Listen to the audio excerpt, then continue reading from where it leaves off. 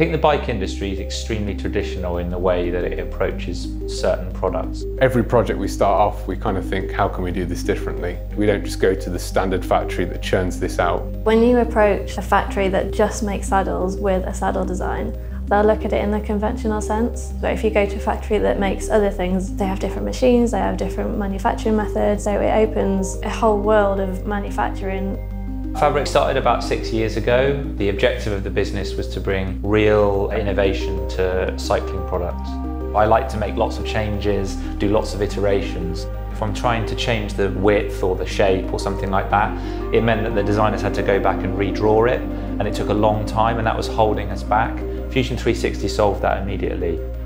In Fusion 360, you can create this amazing amorphic shape right from the beginning. We can just drag and pull things on screen within 10 minutes. We see something in 3D and then send it to the 3D printer.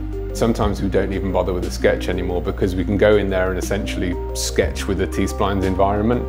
Fabric's always challenging the boundaries. It's always trying to think outside the box and do something different. Technology is changing so rapidly that it enables us to iterate so much quicker than we did before. Fusion 360 is our go-to because it's just above and beyond what we can achieve in the other software.